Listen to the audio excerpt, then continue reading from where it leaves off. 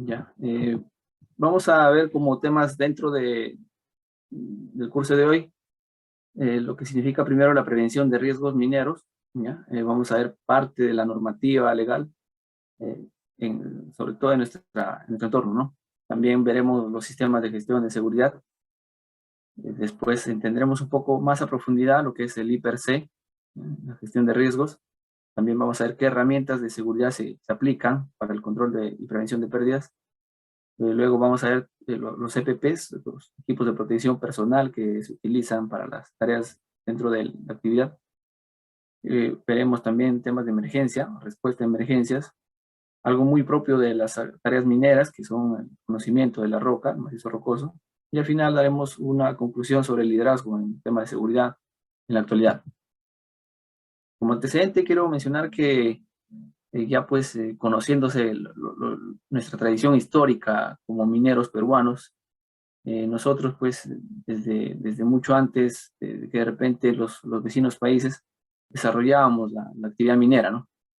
Entonces tenemos ya precedentes de los eventos catastróficos que se han tenido en nuestro país, como en Guayarisquisca, una mina de carbón, ¿no? De 100 colaboradores fallecieron bajo una explosión de carbón, una mina de carbón. En el 71 hubo una inundación, un deslizamiento sobre un cerro, ¿ya? Que afectó a una operación en Chungar y fallecieron pues 300 personas. Muy cerca de ahí, en Animón, en el año 98, hubo también una conexión interna de la mina con la parte inferior de una laguna que inundó prácticamente las operaciones y fallecieron 6 personas. ¿Ya? Y ya pues asociado a ello las actividades medioambientales también han sido parte del tratamiento. En el año 2000 en Yanacocha se produjo un derrame de mercurio que afectó pues la comunidad, ¿no? Pampa. Entonces, entendiendo estas actividades, estos eventos que no solamente comprometen la integridad de un solo colaborador, sino de toda una guardia, todos quienes están implicados en las tareas, las minas, las empresas mineras desarrollan mucho las técnicas y se puede decir, ¿no? Que quizá mucho más que otras industrias, porque los controles son mucho más rigurosos. Y alineado a ello están, pues, sobre la estadística está el marco legal. Ahora, algo que sí es internacionalmente conocido es la pirámide de Franville, ¿no? Ya, que fue expuesta en el año 69. La pirámide de Franville lo que nos permite entender es, sobre todo, en función a una estadística que se tiene por registro, ¿no? Ya, se puede decantar en análisis preventivos, ¿no? Vale decir, yo tengo como operación, ya recibo de repente los reportes de los colaboradores eh, en, en cantidades significativas, en un volumen quizá de 600 reportes o cuasi accidentes. Muy probablemente de este reporte, pues 30 de ellas sean lesiones que van a ser menores, ¿no? A nivel menor. Y la tercera parte de estas 30 podrían ser incapacitantes. Si llegamos a números que están muy parecidos a este registro, muy probablemente que uno de ellos sea fatal, ¿no? Entonces, ¿qué es lo que ejecuta las operaciones? ¿Cómo gestionan este control? Se tiene un tope para poder registrar los reportes, ¿ya? Y se tiene que evidenciar en qué cantidades de cuasi accidentes nos encontramos, ¿no? Imagínense que una operación se encuentre a 550 reportes de casi accidentes y de ellos en realidad 11 son mayores. Entonces ya está muy latente a que exista una fatalidad, o sea, algo está descontrolándose en su proceso, ¿no? Entonces esta estadística nos permite identificar sobre todo en función a lo que estamos llevando mal como gestión, ¿ya? Y dónde se tiene que encontrar oportunidades de mejora. Hasta ahí entendemos que es un análisis estadístico, es un análisis según, en base a la funcionalidad de registros, es histórico. Pero antes de eso ya existe los hallazgos, ¿ya? Que pueden permitirte evitar los casi accidentes, ¿no? O las lesiones leves. En este caso, pues tiene que ser ya una actitud mucho más preventiva, ¿no? Y ello nos lleva de repente justamente a lo que vamos a poder revisar más adelante, que es prevenir la seguridad, prevenir el control de riesgos, ¿ya? Y ante evidencias que van a salir, por un lado, de actos y por otro lado de condiciones, vamos a poder generar nosotros, pues, un control antes de. Entonces, justamente por eso se delimita que antes de tener un hallazgo, ¿no? En casi accidente, deberíamos nosotros ya estar alertas mediante herramientas como inspecciones, herramientas de control, monitoreo, ¿no? Que nos saben registrar hallazgos como actos y condiciones. Más adelante vamos a profundizar sobre esto. Refería a las bases legales porque en nuestro entorno, el registro que tenemos, el vigente, que es el decreto 023 2017, que modifica el decreto anterior, 2024 del 2016 de Minas. Entonces, estos reglamentos lo que permiten es tener ciertos parámetros que van a marcar los controles que nos van a guiar para que nuestra actividad minera sea saludable, sea próspera y sin eventos, ¿no? Ahora, eso, claro, más allá está también asociado a la ley 29783, ¿ya? Que ya va más por el lado de salud del trabajo, ¿no? Entonces, juntar esta información, ¿ya? También con la ley 30222, ¿ya? Y quizá el reglamento interno de la compañía minera, va a fortalecer justamente los parámetros de control, ¿no? Vale ser emisiones de agentes físicos, químicos, emisiones de control, de monitoreos justamente sobre los estándares que vamos a trabajar. Entonces, esto es prácticamente la apertura y lo que indica que deberíamos nosotros de supervisar, controlar, basados a la norma, ¿no? Y cuando uno ya transgiversa la norma o de repente pasa por alto algún ítem, alguna indicación que está registrada en la norma, pues ya empieza a encontrarse hallazgos de niveles graves, ¿no? O severos, de repente muy graves, que tiene pues que tomarse un plan de acción ahí. Puede ser a la persona, puede ser al proceso, pero ya es un indicador de que estamos trabajando con, con cierta desviación que tiene que corregirse desde la causa raíz, ¿no? Entendiendo eso, lo que hacen las organizaciones es pues estructurar sus reglamentos internos, que también va muy pegado a la norma general. Los reglamentos van por el lado de seguridad, por el lado de tránsito, por el lado de control, también existen reglamentos internos, ¿ya? No solamente de las compañías mineras, sino también de los proveedores, ¿no? Los contratistas. Y todos ellos, pues en el bien común de buscar la protección del colaborador, cuidar la integridad y la salud del colaborador. Ahora, si vamos a revisar todo el reglamento, es bastante extenso, ¿no? Vamos a encontrar ahí mucha información. Yo recomiendo para quienes están muy relacionados a la industria, de repente están un par de años recién, darse un tiempo, darle al menos 1 o 2 horas de lectura al reglamento. Quizá en un mes lo puedas terminar, porque da muchos parámetros y lo puedes ir registrando, anotando, ¿no? En una guía, en un cuaderno muy aparte, donde solamente tomes nota de los puntos más relevantes, ¿no? Ya con la digitalización, pues igual, lo puedes ver en el celular, ¿no? En formatos PDF. Lo que más te va a atraer de todo esto es que se puede hacer las revisiones de manera continua, se puede resaltar, se puede encontrar algún parámetro que de repente no se esté respetando en la operación continua. Entonces, algo que nos va a defender siempre va a ser justamente esto, que a veces lo llamamos como la Biblia del minero, el decreto de seguridad. Ahí uno de los puntos más importantes justamente es gestionar o formar el Comité de Seguridad y Salud Ocupacional. Este comité tiene como obligación, ¿ya?, justamente enfocarse en todos las inspecciones, los hallazgos, ¿no?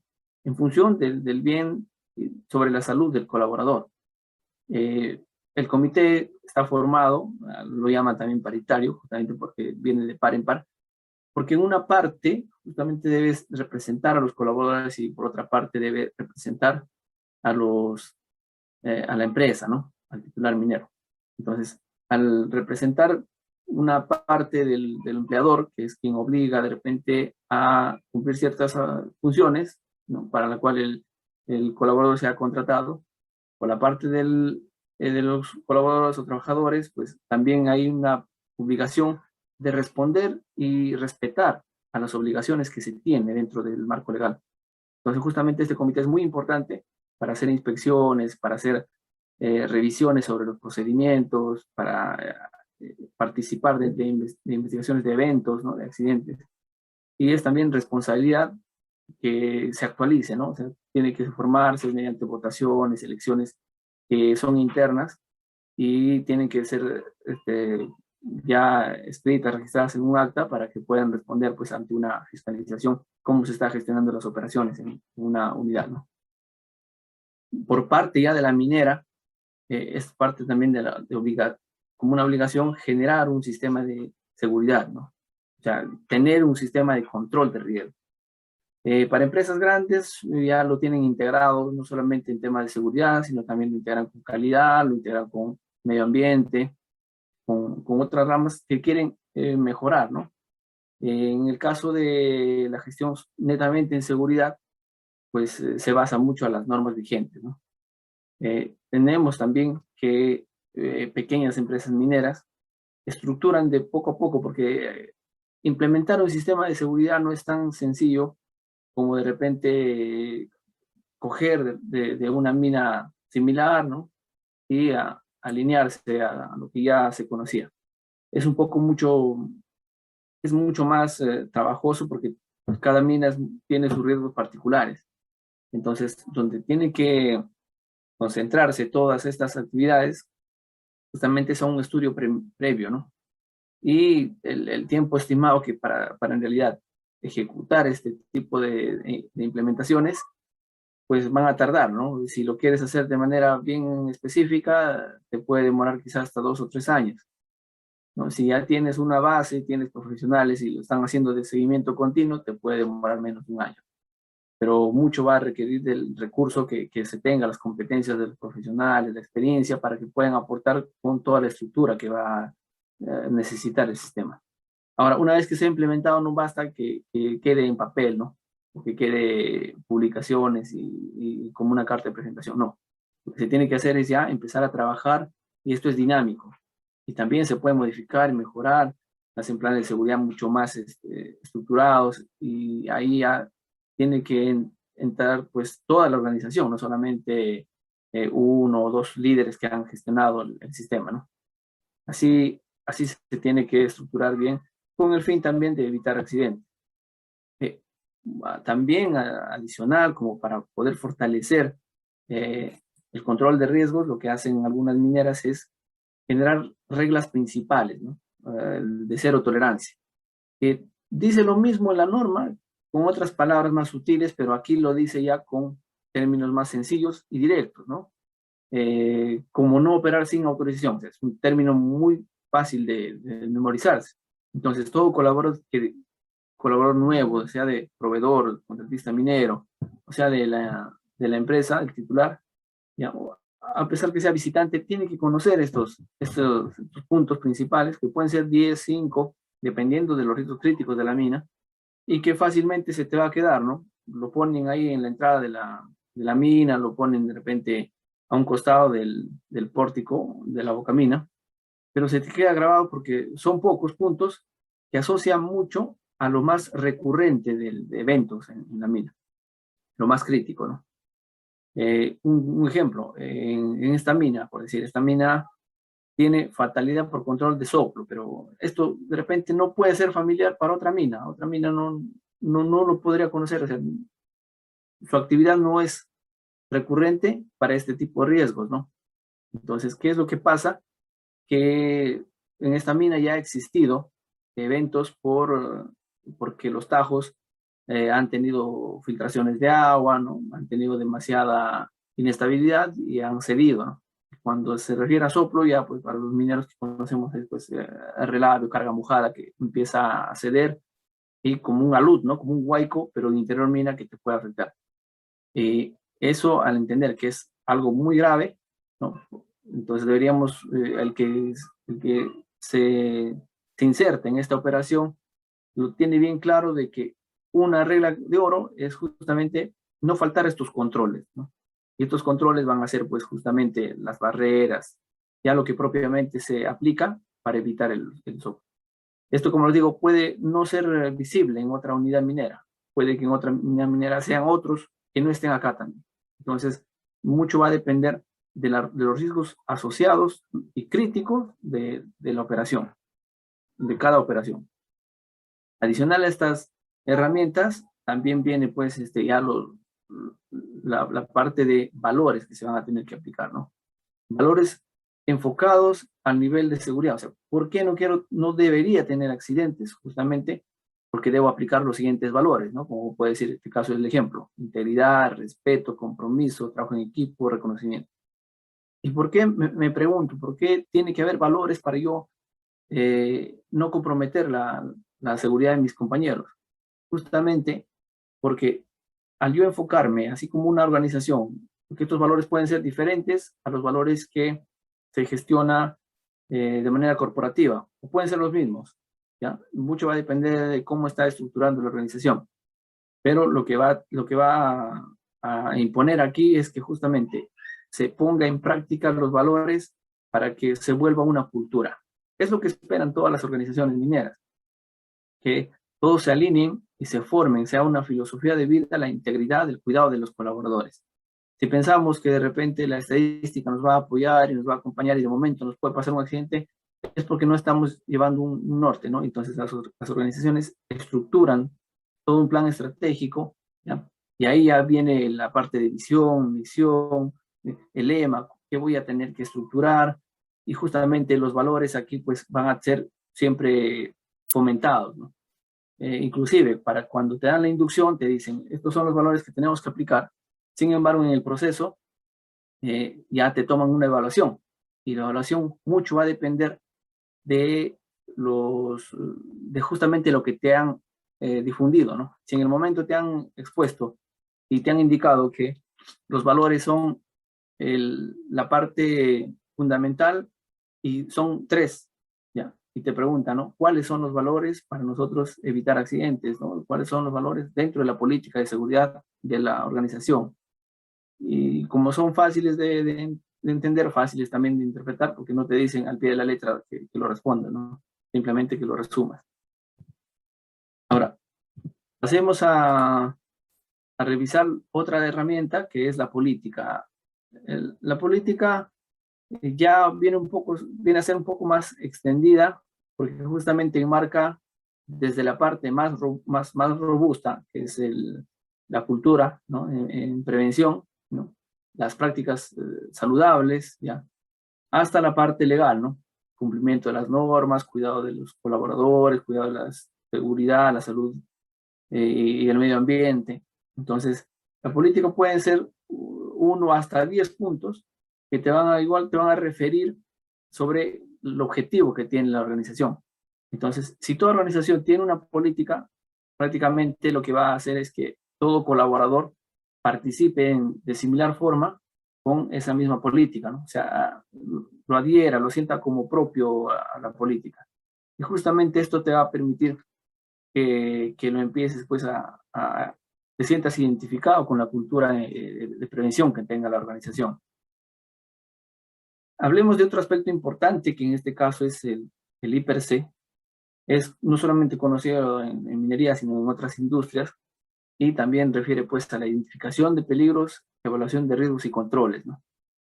Como sabemos que las actividades de alto riesgo requieren ya una documentación que va a ser pues el procedimiento a seguir, quienes autorizan la actividad, ¿no?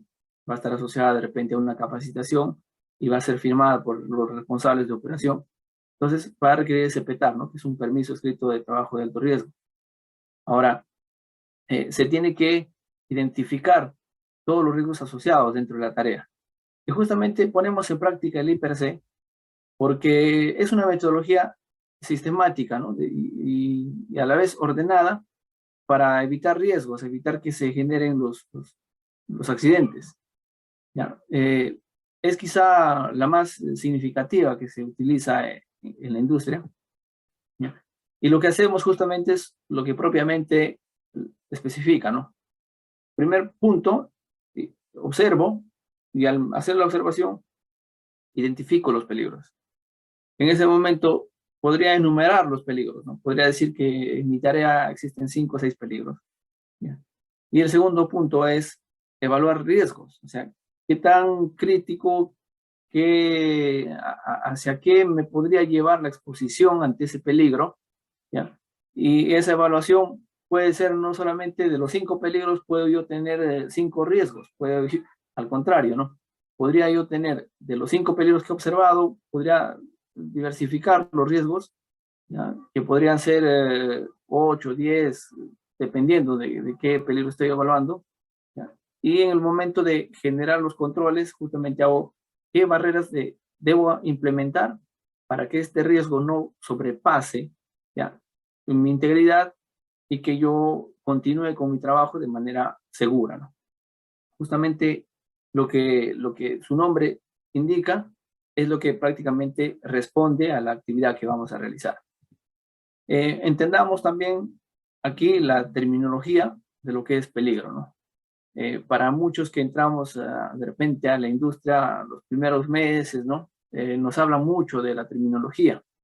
Inclusive el reglamento lo dice las capacitaciones, entonces por ahí siempre te van a decir, tienes que saber discriminar entre qué es peligro y qué es riesgo, ¿no? Ahora, peligro lo puedes decir con tus propias palabras.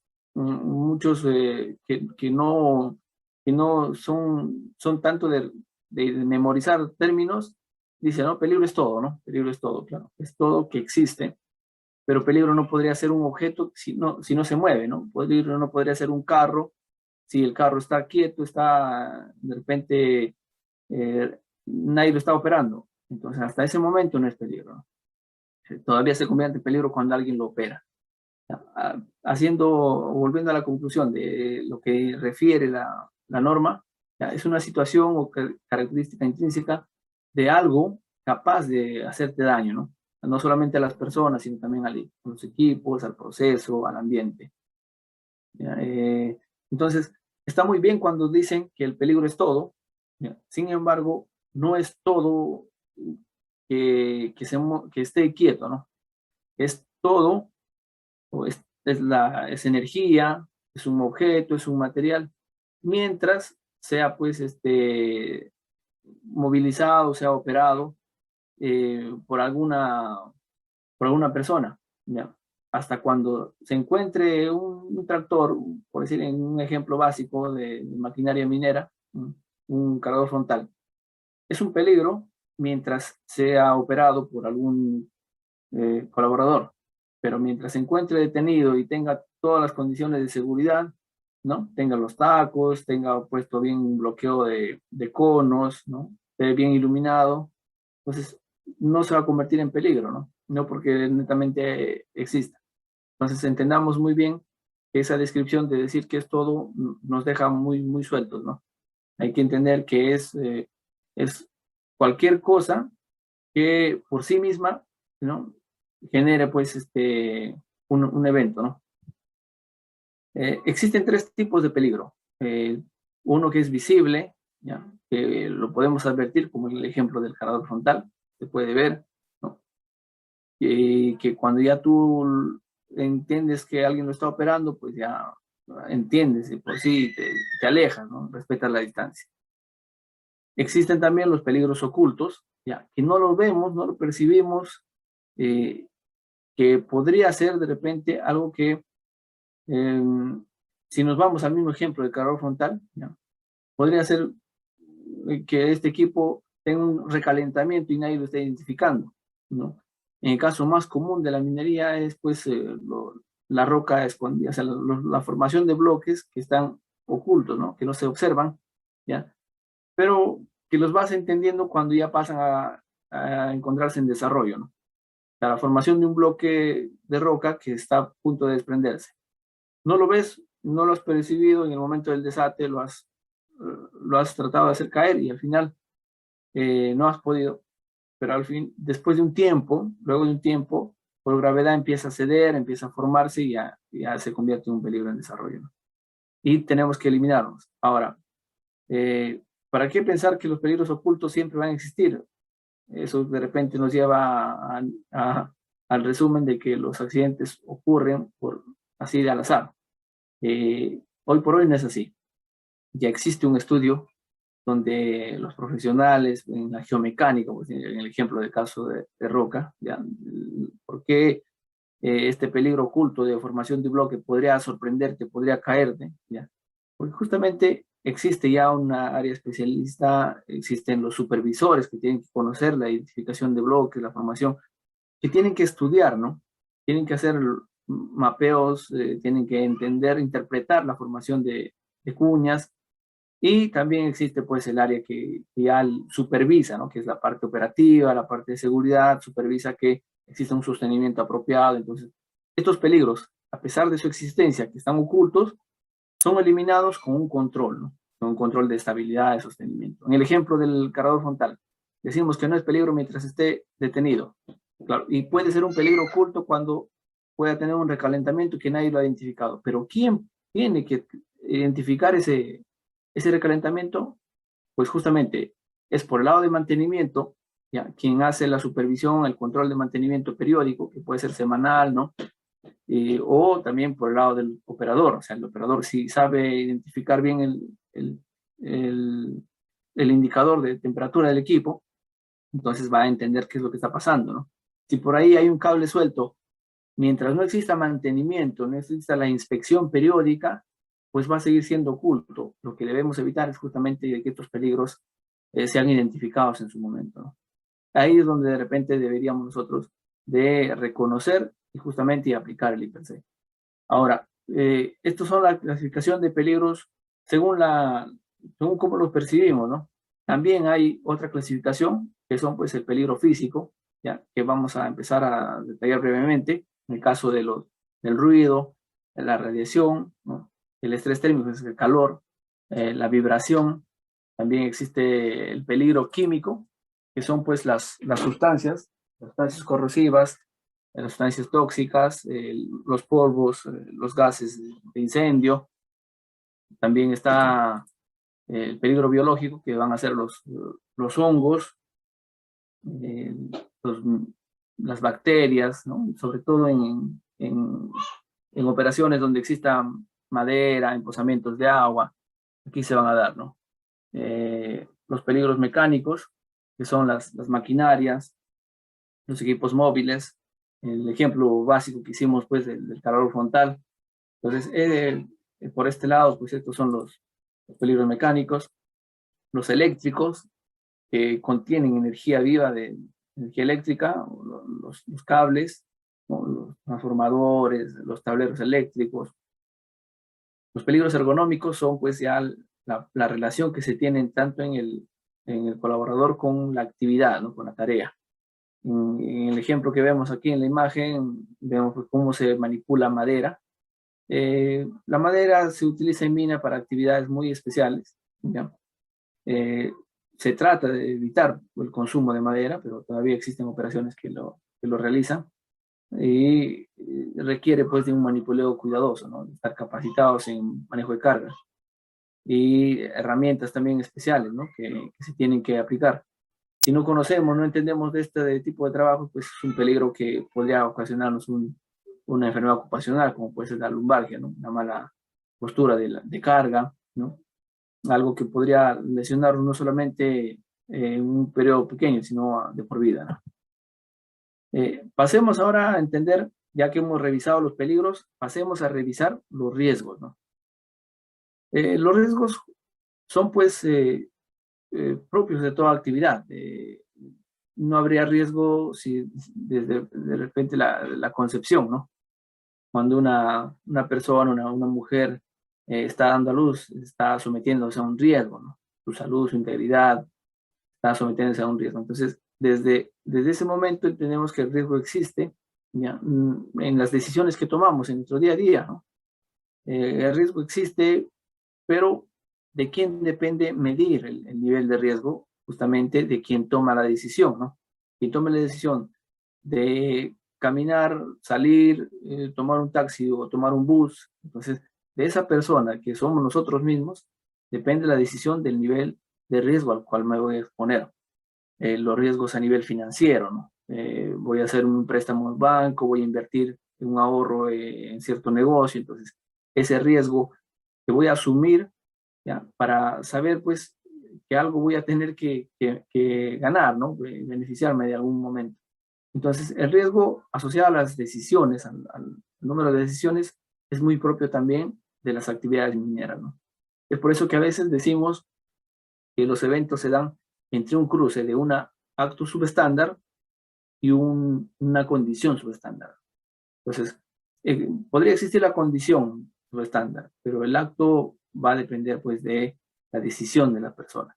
Y es justamente porque no ha medido el nivel de riesgo. Es importante por eso entender que nosotros deberíamos comprender muy claramente que el riesgo es la probabilidad de que cualquier peligro se concretice, ¿no? O sea, el peligro que latente se encontraba, como el cargador frontal, volvemos al mismo ejemplo del cargador frontal, ¿ya?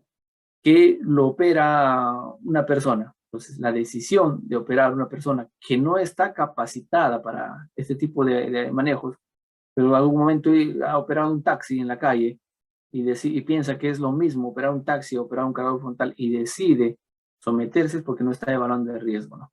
Entonces, volvamos al concepto, riesgo es que la probabilidad de que un peligro se materialice, se genere una condición y con ello, pues se pueda generar daños a las personas, al equipo, al medio ambiente, ¿no? Otro concepto claro también que tiene la norma es que es la combinación entre la probabilidad y la severidad. Esto lo vamos a entender mejor entendiendo la matriz que vamos a ver más adelante. Aquí. La matriz de evaluación de riesgos, por ahí escuché a alguien que comentaba que es mucho más práctico que te enseñen algo, un ejemplo, a que te expliquen qué significa, ¿no? Un ejemplo práctico, volvamos al ejemplo del cargador frontal que se me ocurrió así de la nada, ¿no? Cargador frontal trabajando de repente en una obra civil, una obra de carretera, ¿no? ¿Ya?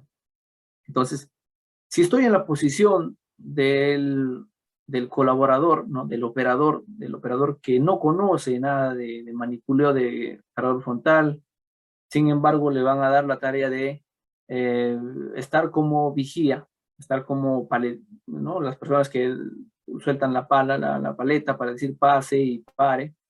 Si estoy en esa posición y me mandan a hacer la matriz de evaluación de riesgos, va a ser este el ejemplo, ¿no? Entonces yo como paletero, que es la posición, estoy aquí con la paleta para ser el ayudante del cargador frontal que va a hacer pues la tarea en una zona, y yo lo que voy a hacer es dar pase o parar a los peatones o al tránsito, ¿no? Entonces, evalúo aquí y me detengo antes de empezar mi tarea. Prefiero, ¿no? La frecuencia de que pueda suceder algún evento, ¿ya? De que pueda ocurrir algún evento con el cargador frontal, ¿ya? Si en mi experiencia o en experiencia de la tarea, de la actividad, ya se está trabajando en esta carretera un mes, ¿no? ¿Ha pasado algún evento? Entonces podría mencionar que ha sucedido, ¿no? Porque ya pasó. En un mes de proyecto ya pasó un evento. Si todos los días pasa, es muy común, ¿ya? Pero si de repente nunca ha pasado, ¿no? Y yo estoy como con la paleta, voy a estar a un lado, mi tarea es solamente detener el tránsito, ¿no? Entonces podría indicar que es raro que suceda, porque yo estoy en una zona muy alejada del trabajo del cargador frontal, ¿no? Entonces mi posición como vigía, ¿no? Va a ser pues raro que suceda un atropello, un accidente hacia mi persona con el cargador frontal. Sin embargo, de sucederse el evento, ¿ya? Un cargador frontal no te va a decir permiso, ¿no? No te va a golpear la rodilla, un cargador frontal no te va a empujar como te empuja un amigo, de broma, ¿no? Un calor frontal te puede matar. Entonces, al entender que podría suceder, un poco raro que suceda, entonces todavía estoy dudando entre la frecuencia de evento que podría darse. Pero me he encontrado todavía encasillado en estas dos filas, ¿no? ¿Ya? Lo que tengo que hacer, cuando ya encuentro cierta consecuencia de lo que podría suceder, me imagino lo peor, porque justamente la matriz de evaluación de riesgo te hace sentir esa posición. Te detienes, analizas con la cartilla y decides, ¿no? Si yo tomo esta decisión de exponerme, ¿qué me pasaría? Y prácticamente pues voy a tener una fatalidad. ¿Cómo identifico, cómo señalo esto? Ha sido muy fácil discriminar la frecuencia, porque la frecuencia es el número de veces que sucede el evento, ¿no? Hemos identificado muy rápidamente la frecuencia y nos hemos encasillado en estos dos lados. Podría suceder o raro que suceda. Al final voy a tener que decidir por uno, pero todavía estoy ahí. Estoy entendiendo entre C y B, C y D. La severidad va a discriminarse de la siguiente forma. Menor es cuando te puede ocasionar un daño simple, ¿no? Un empujón, ¿no? O como que de repente te ha hecho asustar, ¿no? Te hizo asustar y puede ser, no, menor. Temporal es cuando ya existe un evento que te golpea a las 10 de la mañana y todo el día ya tienes que ir a la posta y ya no regresas al trabajo, te quedas ahí hasta el día siguiente. O temporal también podría ser que te quedas 3, 4 días descansando por un golpe que te ha generado. ¿Ya? Permanente significa que el daño que te ha ocasionado ya no te va a permitir trabajar en tu posición. Por decir, te ha golpeado, te ha mordido el pie, ¿no? Y te has lesionado el pie al punto de que te has quedado cojo y de repente sin 2 dedos, ¿no? ¿Ya? Y estás ahí lesionado y mutilado al mismo tiempo, se puede decir. Entonces ya es una lesión permanente, ¿no? Pero todavía estás con vida, ¿ya? Te ha lesionado de manera que estás afectado físicamente, pero puedes trabajar en otra posición, de repente ya no ahí mismo, sino como oficina, logística, algo así.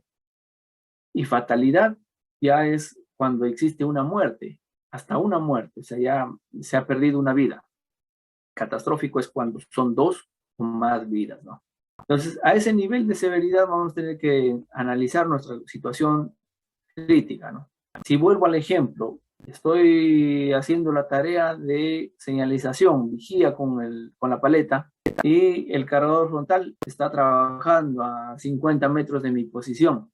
¿Ya? ¿Qué es lo que tengo que hacer? Ya entendí que lo que podría suceder es que me atropelle, ¿no? Que me atropelle el equipo, el cargador frontal, ¿no? Y me va a matar prácticamente. O sea, yo estoy entendiendo que es un equipo que podría lesionarme gravemente, ¿no? No es un equipo que si me atropella, me va a dejar una lesión permanente, ¿no? Me podría generar una fatalidad. Entonces, voy ubicando justamente este riesgo, ¿no? En el nivel 8, ¿no? Porque, claro, ya entendí la posición de la exposición, de mi exposición al evento, ¿ya? En la frecuencia de podría ser, y también entiendo la consecuencia que va a generar, ¿no? En este caso, la fatalidad. Y lamentablemente, yo voy a tener que enmarcar en 8, porque ahí voy a tener que alejarme. Entonces, cuando ya empiezo a enmarcar y discrimino, ¿no? Justamente esta valoración tiene un color, y el color te refiere pues de alto, medio, bajo. Yo entendí que en este momento estoy en un nivel de riesgo alto. Entonces, ¿cuál es mi control? Justamente, ahí viene ya la siguiente etapa, ¿no? Identifiqué el peligro. El peligro es el calor frontal operado, no estacionado, sino operado. ¿Ya? La evaluación de riesgo lo estoy haciendo ahora, ¿no? Es el ejemplo que estamos practicando. Y el control, que es el tercer paso, justamente va a ser uno de los puntos exclusivos que está indicado en mi procedimiento. Si en tu procedimiento indica comunicación constante mediante radio, entonces debo tener la herramienta, ¿no? Debo tener la radio de comunicación. Entonces, puede ser otro control. Usar ropa reflectiva. Ustedes han visto que en las construcciones, ¿no? Termina, se utiliza ropa con cinta reflectiva, ¿ya? Y la ropa también es de un color que llama la atención, amarillo limón, naranja. Justamente es porque los operadores deben percibir tu presencia, ¿no? Entonces, uno de los controles, además de la comunicación por radio, comunicación constante, puede ser el uso de PPs adecuadamente, ¿no? ¿Ya? Entonces, ¿qué es lo que tiene que hacer el colaborador una vez que ha hecho esta evaluación? Justamente es respetar estos controles. Otro control adicional podría ser mantener la distancia prudente. Todo equipo en interior mina tiene la obligación de portar una señalización de distancia necesaria, ¿no? O sea, el equipo, por más chico, pequeño, grande que sea, tiene un radio de acción, ¿ya? Y ese radio de acción también tiene puntos ciegos. Entonces, existe en el equipo la obligación de colocar, pues, qué distancia es lo prudente, ¿no? En operaciones de equipos livianos van entre 20 y 25 metros, ¿no? En equipos pesados van 50, 80 metros, ¿no? Entonces, ese letrero tiene que estar muy grande, muy visible en el equipo y tú lo tienes que respetar. Entonces, uno de los controles adicionales a lo que ya estamos viendo también puede ser mantener la distancia prudente. Y la distancia prudente lo va a dar justamente el reglamento de trabajo interno, ¿no? Entonces, así como hizo hacemos el ejemplo del operador perdón, el vigía, ¿no? El vigía que levanta la paleta para dar pase. También el operador del equipo tiene que realizar su evaluación de riesgo. De similar condición, las tareas que le dan tiene que evaluar. Identificó un peligro, entonces de ese peligro tiene que hacer su análisis de riesgo. Y de ese análisis de riesgo tiene que generarse los controles, que prácticamente están escritos. Lo único que tiene que hacer es respetarlos, reescribirlos, porque ya en el hipercontinuo que rellena, en la matriz que rellena diariamente, le dan opción a rellenar, ¿no? Entonces, básicamente la evaluación, la ejecución de esta matriz va dado por ese lado. Y lo que decía, pues, la representación de un concepto, ¿no? Uno de los conceptos de riesgo realmente es el encuentro entre la frecuencia, ¿no? Y la severidad, ¿no? Que te va a dar justamente la valoración de riesgo. Todas las operaciones, como mencionaba anteriormente, que son muy propias, o sea, identifican eventos muy propios, muy característicos de su mina, tienen que emitir los riesgos críticos. En otras minas tienen otra descripción, pero son los riesgos de los 80 riesgos que puedas encontrar en una mina. Vas a tener que identificar los más representativos, los que te han llevado una estadística mucho más eh, robusta y te han indicado, pues, que esto es lo más continuo, lo más recurrente de los eventos, ¿no? Entonces, justamente estos riesgos críticos son donde se tiene que enfocar la supervisión a controlarlos.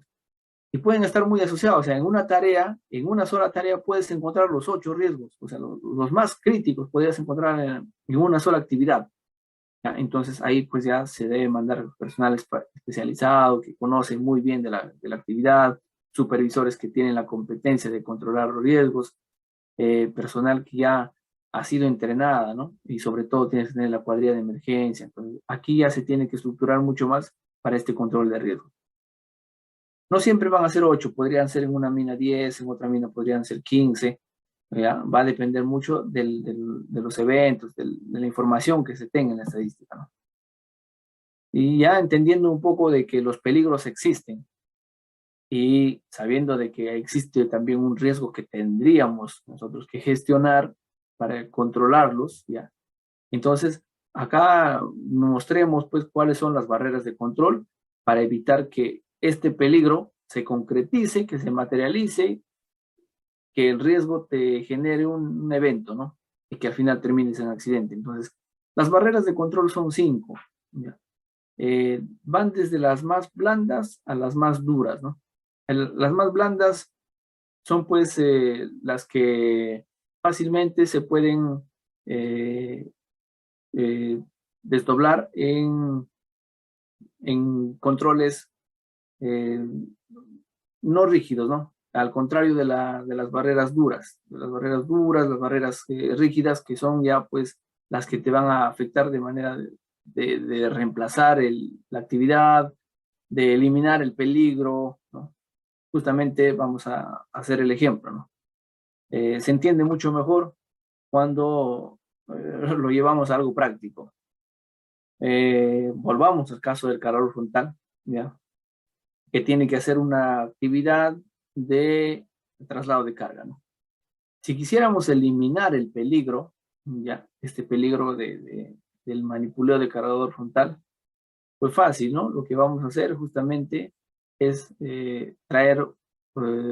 paralizar la tarea y traer otro equipo para que haga la actividad, ¿no? Si existe dentro de ello el riesgo de que el operador no esté en condiciones, ¿qué vamos a decir? El peligro se convierte de repente en la operación del equipo, y lo que vamos a hacer es eh, evaluar al colaborador y decirle que no está en condiciones de operar el equipo y paralizar la tarea, ¿no? Prácticamente a ese concepto es el ejemplo de eliminación del peligro, ¿no? Que vas a la fuente y cortas y de repente se paraliza por momentos la actividad. Reemplazar es cuando bien reemplazas el equipo o reemplazas al operador. El operador que no está en condiciones, le pides a otro operador que sí ya está autorizado, capacitado y pueda operar el cargador frontal. Reemplazar también podría ser, has visto una falla mecánica en el equipo, que lo ves como un peligro, de repente el freno del equipo, y reemplazas pues con otro equipo, ¿no? Entonces está reemplazando el peligro que está ahí latente, ¿no? Ingeniería ya se basa al diseño, ya igual es una barrera dura que también se basa al diseño de la estructura, ¿no? Si vas a tener la opción de poder no solamente reemplazar y eliminar, sino también tienes el recurso, ¿no? Tienes la suficiente condición económica de traer de repente ya no un equipo, sino una faja, para que no esté moviendo la carga de un punto a otro, sino una faja que esté desplazando la carga de manera continua. Se va a llevar mucho más controles con barreras de malla, ¿no? Con guardas. Entonces esto te va a permitir de que estás haciendo un diseño muy diferente al diseño existente, ¿no? Ahora, eso es algo que te va a ayudar pues como organización de repente a generar tecnología, ¿no? Lo que le llaman innovación. Entonces, mucho de lo que hoy por hoy conocemos en las innovaciones, en los cambios dentro del proceso, justamente se dan enfocados a mejorar los estándares de trabajo, ¿no? Los indicadores. ¿Han visto por ahí un evento que ha ocurrido, ¿no? En alguna situación física, un accidente, y se ha traído otro equipo que haya reemplazado, se ha desarrollado la ingeniería, ¿no? ¿Ya? Entonces, pensemos que justamente aplicar esta barrera dura para estos controles, justamente en esta etapa, es lo que nos lleva ahora a innovar. Pasemos a las barreras blandas o suaves, que son prácticamente pues, los administrativos, los que no van a interferir directamente en el peligro, pero sí va en quien tome la decisión, ¿no? En este caso, el colaborador. Si volvemos a revisar el ejemplo del cargador frontal, ¿ya? Un control administrativo para evitar pérdidas podría ser pues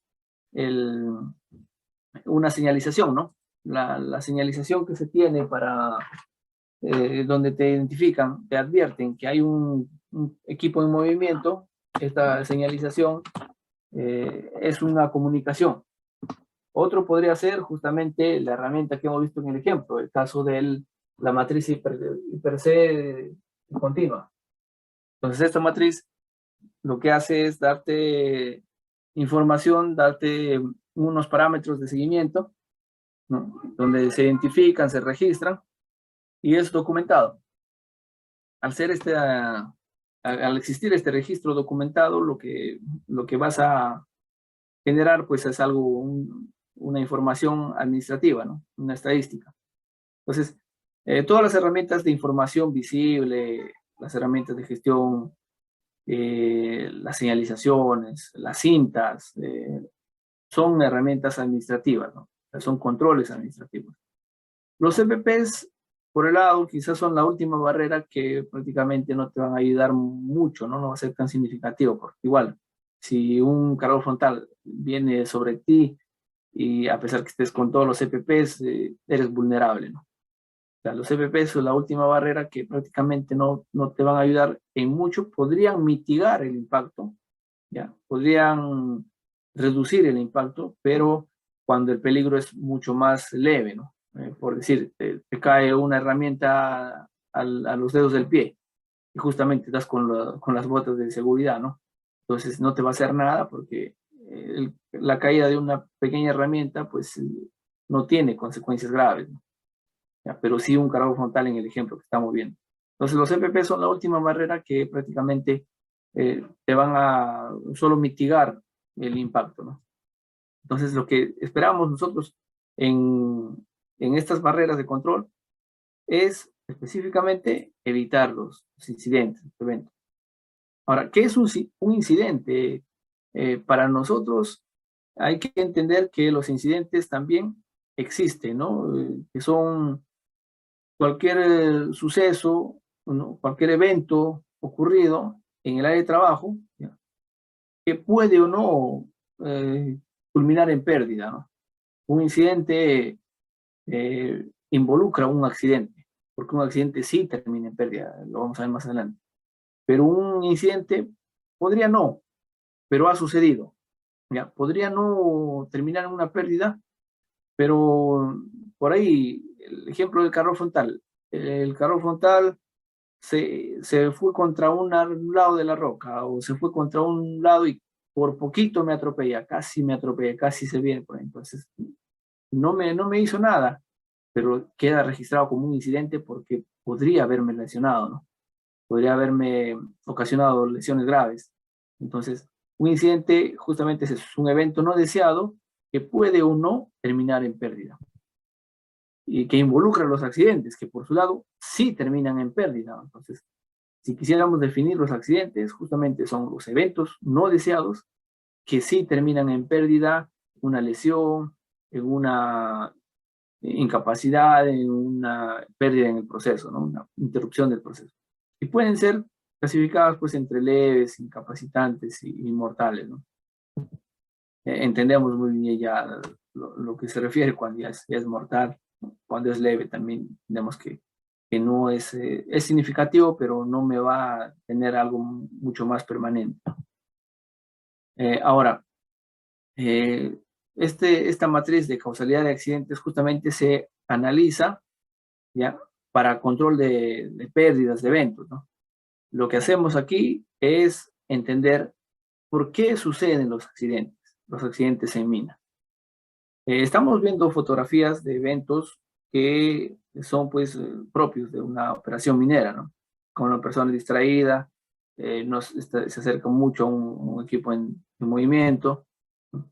Cuando existe un evento de que una camioneta se ha desviado por la nevada, que podría estar en velocidad. Entonces, lo mismo que pasa en la situación de una ciudad, podría eh, generarse en una mina con mayores niveles de consecuencias, claro. Y lo que hacemos es justamente estudiar el por qué de estos eventos. Y aquí vamos a detenernos un poco más. Lo que conocemos nosotros para control de pérdidas justamente es lo inmediato que va a pasar. Y aquí relacionamos las causas inmediatas. Había mencionado yo que las causas inmediatas ya podrían ser dos y que cuando se cruzan se genera un evento, ¿no? La condición subestándar, que también vamos a entender que es la situación natural o situación generada, ¿no? ¿Ya? De un ambiente de trabajo, ¿no? Contra un acto subestándar, que es la decisión del colaborador, ¿ya? La decisión incorrecta o mala práctica del colaborador. Al encontrarse, justamente, se pueden generar los accidentes. Entonces, entendamos que por un lado están los actos que vienen de la persona y por otro lado están las condiciones que vienen del ambiente. Pero para que estas condiciones y actos se generen, también existen unas causas básicas, ¿no? Y las causas básicas van por el lado de los factores personales y por los factores de trabajo, que también van por el lado de la persona y por el lado del ambiente, ¿ya? Y si generalizamos mucho más por qué se generan las causas básicas, justamente es porque algo dentro de nuestro proceso está fuera de control, ¿no? Y que no estamos llevando en función al estándar, porque toda organización maneja sus procedimientos, maneja un estándar, un diseño, ¿no? Profundizando a lo que significan las causas inmediatas, ya entendemos que podrían venir por el lado de los actos y por el lado de las condiciones. Se va a entender mejor este ejemplo con unas imágenes, ¿no? Ya. Veamos, los actos subestándares, ¿no? Los actos subestándares son pues las prácticas incorrectas, las que no deberían verse en la mina o en la tarea, pero lamentablemente existen. Colaboradores con 25 años de experiencia, con casi 30 años de experiencia en el sector, por ahí están un poco confiados en su tarea y ejecutan malas prácticas. Ahí es donde se generan actos subestándares. O colaboradores que no conocen y por falta de comunicación, por falta de preguntar cómo se hace la tarea, también aplican actos incorrectos. Entonces, actos subestándares son todas las actividades incorrectas que no, pues, no están permitidas en la tarea. Y por lado de condición, justamente les decía que es el ambiente, ¿no? Es el ambiente, el entorno de trabajo, que no presta las garantías, ¿no? Usted puede trabajar en una zona con condición subestándar, se puede decir. Entonces, la falta de orden, un estado inadecuado de salud, con mucho monóxido, mucha concentración, una falta de visibilidad, ya genera una condición subestándar. Falta de iluminación, falta de espacio para trabajar tranquilamente, entonces ya es una condición. Ahora, justamente las condiciones con los actos, deberíamos nosotros identificarlos, ¿no? Identificarlos y reportarlos, porque de alguna forma, si yo estaría reportando un acto subestándar a mi supervisor por confiado de 25 años de experiencia en el trayecto, ¿no? De repente está usando su casco sin barbiquejo, entonces está cometiendo un acto subestándar y tengo que reportarlo no porque estoy siendo una mala persona, sino porque quiero que él se corrija, ¿no? Porque quiero que él también cuide su integridad. Lo mismo va a pasar en condiciones. Si de repente estoy caminando por un lado y veo que existe un derramamiento de aceite en el cargador frontal, veo que existe un goteo de aceite hidráulico, ¿no? En el cargador frontal, entonces tengo que reportarlo. Ya se está generando una condición porque posiblemente hay una fuga, ¿no? Una fuga de aceite, puede ser el pistón, o sea, algo está pasando para que esto sea anormal y lo estoy reportando. Entonces, ya existen herramientas, ¿no? Para hacer este tipo de reportes, tanto como actos subestándar, como condiciones subestándar, que me van a llevar pues a la prevención, que lo que es lo que veíamos en la pirámide de Birno. Si yo reporto de manera proactiva, si yo lo indico, después de identificarlo, expongo lo que está sucediendo, sea una actividad crítica, sea una actividad normal, ¿ya? Lo estoy ventilando, es porque estoy tratando de alertar, ¿no? De que la organización, los supervisores tomen acción sobre ello. Y si vamos ya un poco más atrás, justamente los factores personales que vienen a generarte los actos subestándares, puede ser por diferentes elementos, ¿no? Puede ser por una falta de capacidad física, ¿no? Falta de capacidad física, puede ser un estrés físico, un estrés mental, falta de competencias, ¿ya? Falta de capacitaciones, ¿no? Puede ser pues un tema motivacional, ¿no? Entonces aquí nos detenemos a interpretar cuáles son los factores que pueden estar ocasionando los actos subestándares. Y por el lado de los factores de trabajo, pues vemos, ¿no? Dentro de la organización, ¿por qué podría estar mal un ambiente de trabajo? Porque el supervisor lo permite, porque así es el diseño de la mina, porque así está nuestra estructura de organización, porque así estamos trabajando como cultura, entonces ya va un poco más allá, va a entenderse qué es lo que no se está trabajando, de repente nos falta logística, nos falta hacer más mantenimiento, seguimiento, es algo que envuelve ya al entorno de trabajo, ¿no? Justamente por eso se dicen factores de trabajo que van a generar el ambiente o o la condición subestándar. Entonces, otra terminología que debe ser muy familiar para nosotros justamente es el estándar, ¿no? ¿Qué significa el estándar? Es una norma, un parámetro, una obligación que todos debemos seguir y respetarlo. Justamente el estándar te dice, así está diseñado y así se debe hacer. Pero claro, el estándar de toda mina no es que esté escrito en piedra.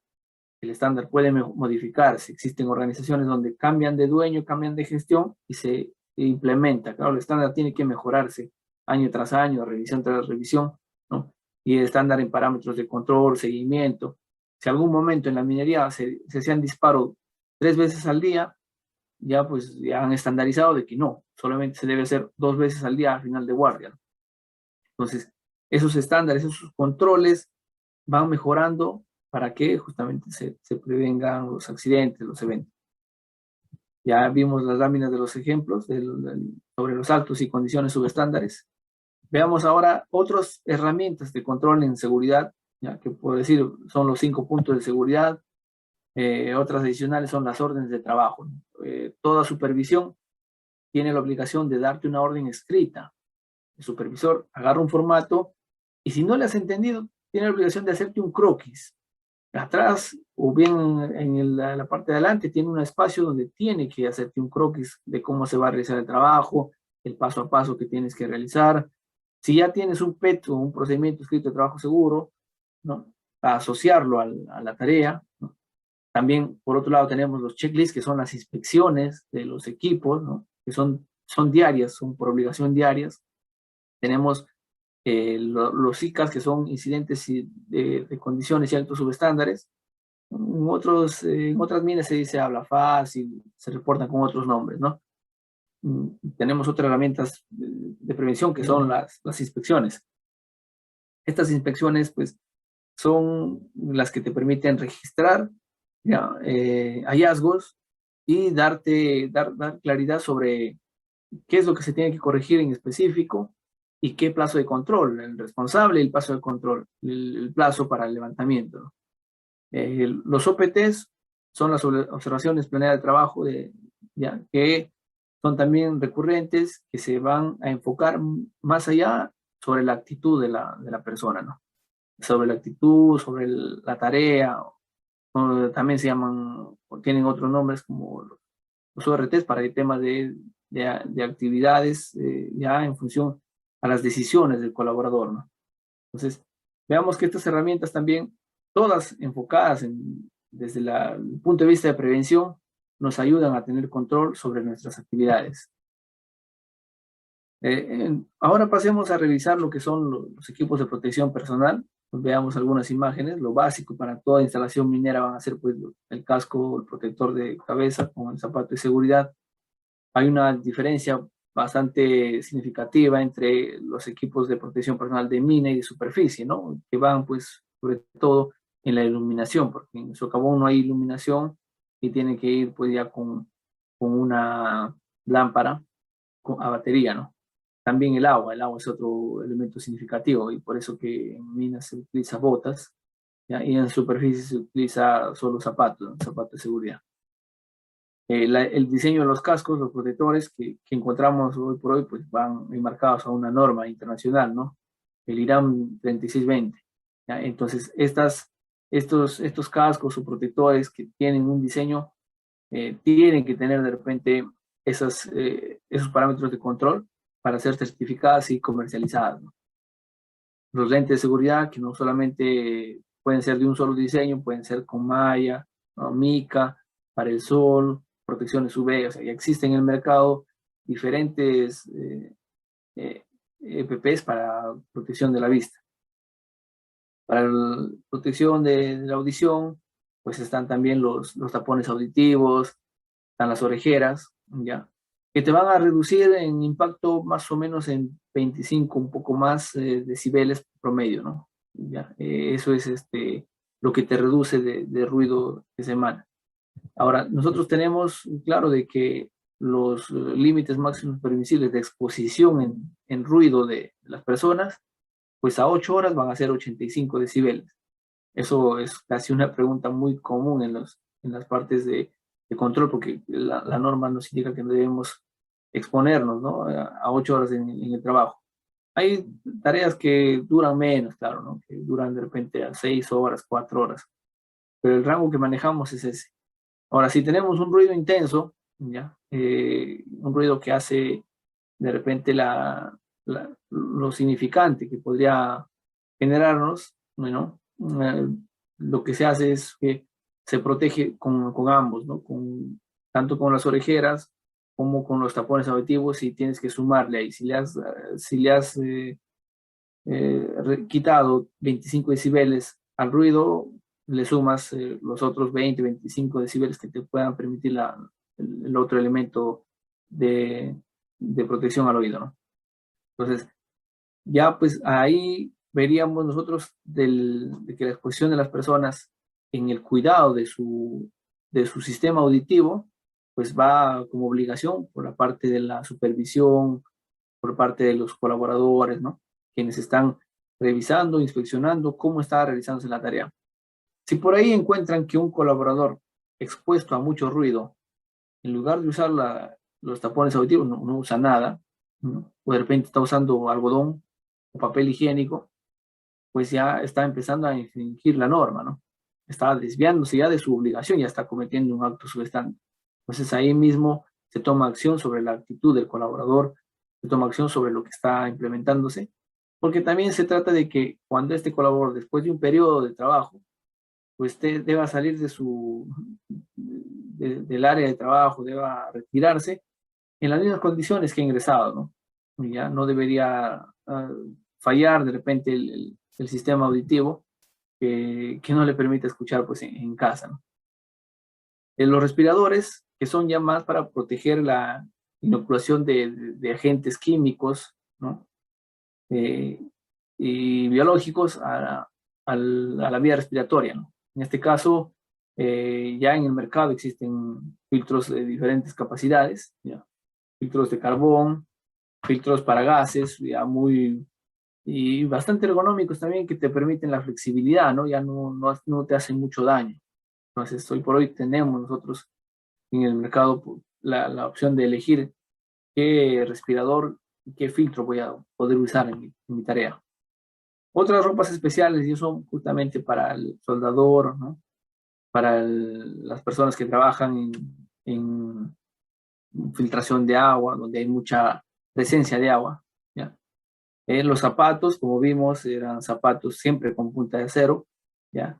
Que también existen pues en el mercado bajo diferentes diseños, ¿no? Para elección.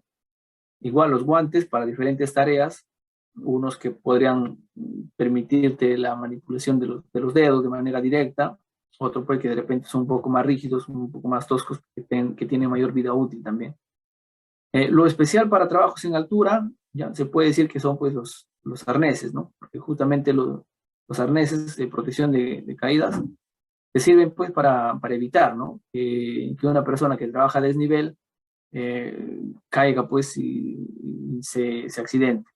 Ahora, para que esta persona tenga las competencias de realizar una tarea en altura, tiene que pasar una evaluación psicológica, una evaluación física de demostrar que está en competencias de trabajos en altura, ¿no? Si no pasa esta evaluación, pues no pueden darle la autorización de trabajos en altura. Y trabajos en altura vale ya más de consideración a más de 1,80 metros del piso, ¿no? Los arneses que tenemos en el mercado también son de diferentes consideraciones. La norma que aprueba el diseño del arnés es el ANSI Z359, ¿ya? Aquí hay un resumen de los CPPs más representativos y qué es lo que deberíamos aplicar, para qué nos sirve. Pasemos ahora a revisar los trabajos de alto riesgo. Nosotros entendemos que las actividades de alto riesgo, que son propias de la actividad minera, también están enmarcadas en el artículo 129 del reglamento, ¿no? De la 024. Son 7, vamos a empezar a explicar cada una de ellas. La actividad sobre espacios confinados, que pueden ser en tanques, en zonas bastante herméticas, cerradas, que por ahí te podrían generar emisiones de gases, ¿no? De gases del mismo tanque, ¿no? Entonces, ¿qué tiene que hacerse? Monitoreo constante para esta tarea. ¿Ya? No solamente en tanques, sino también en espacios cerrados, en intermina, ¿no? Tólogas, por decir. Los trabajos en caliente son los trabajos ya muy propios de la soldadura, del trabajo de corte, esmerilado, donde se empieza a generarse altas temperaturas. Igual los EPPs que se tienen que realizar en esa tarea son especiales y que tienen que garantizarte, ¿no? Previa inspección, que tu tarea sea correcta, sea correctamente ejecutada. Excavaciones en zanjas, en profundidades, van muy asociadas la probabilidad de inundaciones, ¿no? Y por ahí pueda haber una fuga de agua, un corte de energía. Entonces los primeros que tienen que evacuarse justamente son los que están en la profundización, en zonas de zanjas, ¿no? Porque son vulnerables a las inundaciones y pueden quedar atrapados. Entonces, justamente las excavaciones que, que se realizan en zanjas, ¿ya? Son consideradas tareas de alto riesgo. Y tienen que tener, aparte de los controles de estabilidad, tienen que tener también monitoreo constante, supervisión constante, ¿no? Los trabajos en altura ya mencionamos que son los trabajos a más de 1,80 del nivel.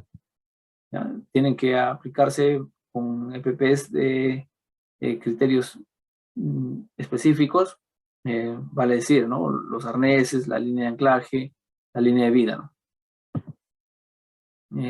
Por otro lado están los izajes de cargas, ¿ya? Que son pues el manipuleo de bloques grandes, ¿ya? Donde también existe un protocolo de movimientos, ¿no? Existe un rigger, existe una persona que esté orientando, existe un espacio que tiene que estar libre, una comunicación por radio. Entonces todo un procedimiento para que esta tarea de riesgo no termine en una pérdida. También están el manipuleo con energías peligrosas. En este caso ya lo que se tiene también como estudio es justamente el bloqueo de energías mediante señalizaciones, mediante información, como el lockout, tagout. Este control de bloqueo de energías se da pues no solamente a nivel del taller eléctrico, taller mecánico, sino también a nivel operativo, ¿no? Cuando se quieren reparar mangas, se bloquea el arrancador de un ventilador, ¿no? Cuando se quiere reparar una tubería de aire, de agua, igual se hace el bloqueo y te permite pues que la energía se interrumpa, ¿no? Entonces, entendamos que es una actividad que implica riesgo y para eso también en su momento se recibe una capacitación. El manipuleo de materiales peligrosos, que en mina viene dado por el manipuleo de sustancias como aditivos para shotcrete, también explosivos, ¿no? Aditivos especiales en planta, en talleres, ¿ya? Que tienen que ser suministrados y administrados bajo una especificación que justamente te advierte, ¿no? La ficha técnica del material. El material te indica que la sustancia es peligro en diferentes aspectos, es peligroso en diferentes aspectos, y lo que se tiene que hacer es saber manipularlo, controlarlo, ¿no? Ahora, los permisos escritos de alto riesgo son la documentación donde se tiene que registrar de manera específica la tarea, ya de qué forma vamos a tener que llevar el control, en qué zona vamos a realizar la tarea, en qué momento empezamos, en qué momento terminamos, una descripción del paso a paso, qué procedimiento asociamos a las tareas dentro de ella, ¿no? Y al final los responsables, ¿no? ¿Ya? ¿Quiénes son los responsables? ¿Quién asume la responsabilidad del trabajo de manera directa y de manera general? Entonces 2 o 3 personas, supervisores de la línea de mando, tienen que hacer la gestión para que este permiso sea autorizado. Una vez que firme de manera física ya el último responsable del área, pues ya se procede a realizar el trabajo de alto riesgo, ¿no? Pasemos ahora a revisar las hojas MSDS, que son justamente las herramientas de manipuleo, ¿ya? Sobre sustancias peligrosas, ¿no? Esta señalización nosotros lo vemos no solamente en interior mina, lo vemos en la calle, cuando vemos cisternas que llevan de repente combustible, ¿no? Vemos cisternas que llevan cierto aditivo, entonces nos van a interpretar un rombo NFPA 704. Este rombo, por el lado del valor rojo, ¿no? Te van a determinar si qué tan inflamables se encuentran, ¿no? Puede ser de 0 a 4. De 0 a, justamente en 0 es cuando difícilmente se puede incendiar, ¿no? ¿Ya? El lado amarillo te va a dar pues el nivel de reactividad, qué tan estable, ¿no? O puede detonar, es sensible a la detonación. Entonces, igual, te van a dar una valoración de 0 a 4. En el lado de azul te van a indicar lo peligroso que es para el contacto físico con la persona, ¿no? Si puede ser un material normal, ¿no? O puede ser fatal, igual te dan una valoración de 0 a 4, a esa escala. Y por último, en el blanco, donde te van a indicar pues lo específico, ¿no? Si es oxidante, es corrosivo, entonces ahí no va un valor numérico, va una descripción alfabética, ¿no? El uso de extintores es una capacitación también obligatoria porque todos en interior mina deberíamos eh, gestionar el amago de incendios, ¿no? Saber cómo apagar un incendio porque los extintores están casi siempre visibles y se pueden utilizar en mina. Una camioneta, se puede generar un incendio en un almacén, entonces todos deberíamos estar preparados para el amago de incendios. Y justamente te dicen el paso a paso cómo deberíamos aplicarlo. Ahora pasemos a entender la parte final de la presentación, que son lo específico en mina, ¿ya?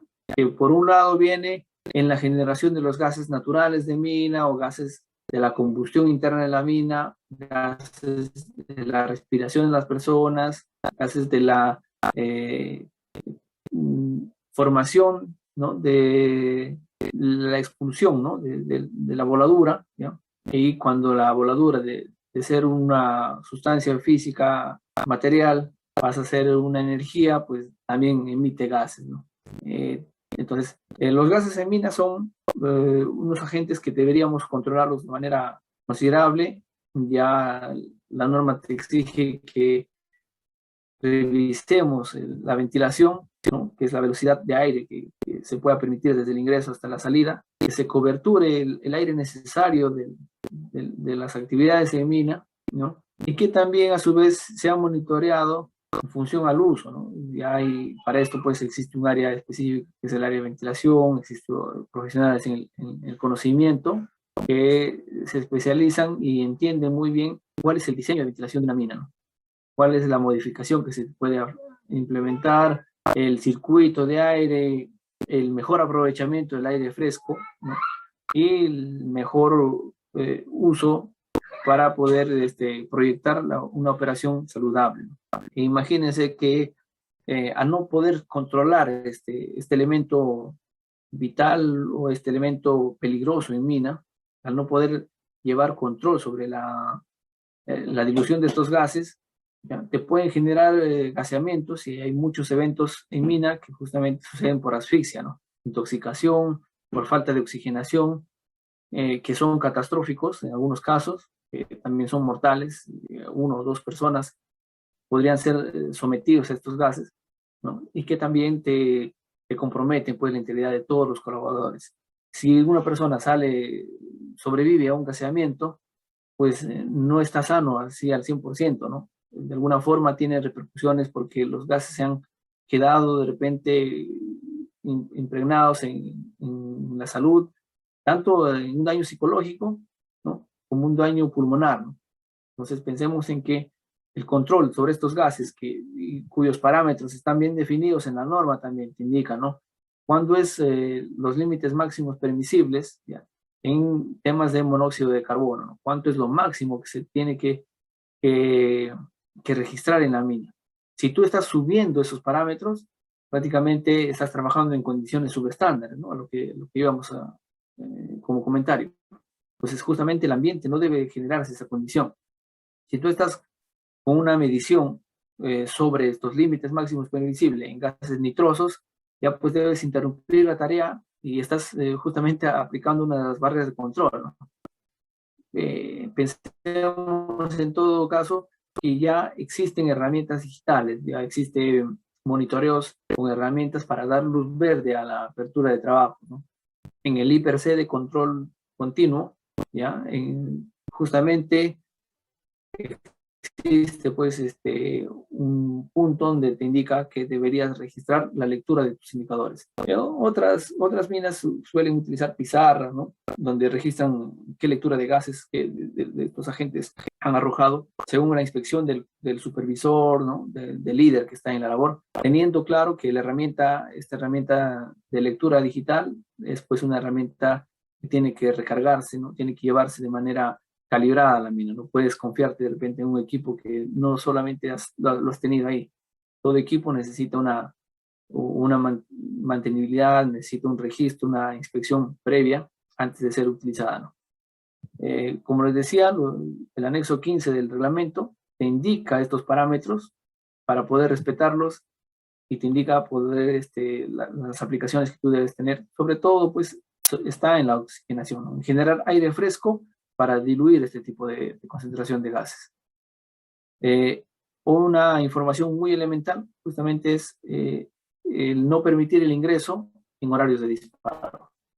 En toda mina va a existir el letrero que está al inicio de la bocamina, donde te indica, ¿no?, en qué horarios son los horarios de disparo, o sea, en qué horarios no está permitido ingresar. Y lo normal que te indica el reglamento es que tú no vas a ingresar después de 1 hora que se han ejecutado esos disparos. O sea, nadie en la mina debería estar después de 1 hora de realizar estos disparos. Una vez que haya pasado la hora, quizá unas minas quieren mejorar su estándar y te dicen, no, ingresa después de 2 horas, 1 hora y media, entonces recién dan apertura a poder ingresar justamente con la lectura de gases, ¿no? Otro aspecto importante es el conocimiento de la roca. Si trabajamos tanto en tajo abierto como en socavón, el control de la roca, si no interpretamos, si no conocemos muy bien la clasificación de la roca, puede ser muy desfavorable la ejecución del trabajo, ¿no? En muchas minas lo que se estila es tener un área de control sobre este estudio en específico. El área es geomecánica, mecánica de rocas, que se encarga pues de generarte las cartillas geomecánicas, las capacitaciones, la calidad de sostenimiento que se va a aplicar, el control sobre este sostenimiento, inclusive hasta el costo de cada tipo de sostenimiento, ¿ya? Y los valores finales, ¿no? Entonces estos indicadores los gestiona el área geomecánico. Sin embargo, es de conocimiento, es de obligación general que todo minero debería conocer la clasificación de la roca. Muchos lo hacen de manera práctica, mucho más fácil de entender. Cómo valoramos el RMR teniendo solamente, ¿no?, de repente una barretilla que a la mano nos puede servir, hacemos los golpes y hacemos la interpretación mediante la formación de fallas con un flexómetro, ¿no? Entonces, esta relación es muy familiar. Sin embargo, hay una cartilla que a la vez se nos alcanza, que es la cartilla geomecánica. Esta cartilla muchos lo tienen bien resumido, hasta lo pueden llevar en el cuello porque te indica, ¿no?, según la clasificación, la valoración de roca que le has dado, qué tipo de sostenimiento tiene que emplearse, ¿no? Entonces, esta información debe ser de conocimiento general, por más que seamos nuevos, estamos obligados a conocer, a interpretar la falla, la formación de bloques, desde saber el desate, ¿no?, el sonido de la roca, de saber interpretar cómo está eliminando la condición de rocas sueltas, hasta entender qué aplicación, sostenimiento le voy a dar al macizo rocoso después que se ha disparado. Entonces, entendamos que es obligación nuestra llevar estos controles justamente en base a las características del terreno, de la calidad del macizo rocoso. Para eso existe el área de geomecánica que va a interpretar de manera técnica, va a hacer las simulaciones en sus softwares, en el Rock Science, va a interpretar qué tipo de sostenimiento, qué aplicación de sostenimiento voy a emplear por tipo de roca, por el tramo que estoy pasando, ¿no? Sin embargo, es una información que para ellos es conocimiento específico que para nosotros, los mineros, así estemos en cualquier área, debería ser obligación nuestra conocer, interpretar y entender de por qué se hace el estudio de la roca, ¿no? Justamente ya cuando se empieza a hacer el minado, entendiendo muy bien la interpretación, se van a dar pues ya los controles bajo esta estabilidad, ¿no? Y para ello también ya entendemos que existe pues cierta obligación de parte de los colaboradores que también se tienen que eliminar todas las condiciones de roca suelta, ¿no? Como el desate. El desate es una aplicación necesaria, todo minero debe saber que está en socavón, que se realiza siempre antes, durante y después de las tareas, ¿no? Cuando por ahí revisamos, hacemos inspecciones, ¿ya? Existen zonas que todavía no se han desatado, justamente es porque esto del desate es dinámico, es una actividad muy dinámica, ¿no? Creo que con esto hemos acabado para poder nosotros compartir la información necesaria, ¿no? En cuanto al conocimiento de la roca, en cuanto a la ventilación, a los gases existentes en interior mina, lo mismo que es propio de los riesgos en tajo abierto. En mina, claro, existen los riesgos latentes y tiene que existir la comunicación, ¿no? La manera de cómo se reporta, ¿ya? Toda mina tiene una información, igual es un número muy grande que te indica, ¿no? ¿Cuál es el central de emergencia cuando, o a qué número marco cuando existe algún evento, ¿no? que tengo que reportar en mi turno? Entonces, existe también una manera de cómo responder, cómo es la forma de reportar un evento, ¿no? Indicando el nombre, el lugar de la evacuación, ¿no? Qué es lo que está pasando, quiénes son los heridos y dónde me encuentro, qué es lo que puedo hacer hasta esperar que de repente llegue la ambulancia, ¿no? Todas estas capacitaciones se dan de manera preventiva porque uno tiene que saber cómo actuar ante los eventos. Se da la información adecuada y también se da pues el número de central. Entonces entendemos que todos los colaboradores que estamos realizando las actividades, por más que nos sentamos sometidos a una presión de la continuidad, deberíamos saber que se actúa mediante la conciencia, la concentración, ¿no? La dedicación de hacer algo de manera correcta. Hoy por hoy, todo este enfoque que se va a convertir en algún momento en cultura, pues viene transmitiéndose poco a poco y también aportando un poco más a la sociedad, ¿no? El minero que ya está formado, en un caso ejemplo, el minero que se sube a una camioneta en mina y sabe que su obligación es ponerse el cinturón, pues lo bueno que también lo transmite en la sociedad. O sea, se sube a cualquier auto y sabe que es su obligación ponerse el cinturón de seguridad. Por más que no lo hemos aprendido en la sociedad, lo aprendemos en el centro de trabajo y lo volvemos como algo ya filosófico, ¿no? Ya es una manera de vivir, de practicar buenos hábitos y de formar una cultura. Es a donde aspiran las empresas, no solamente quieren generar valor económico, sino también valor moral, valor social, ¿no?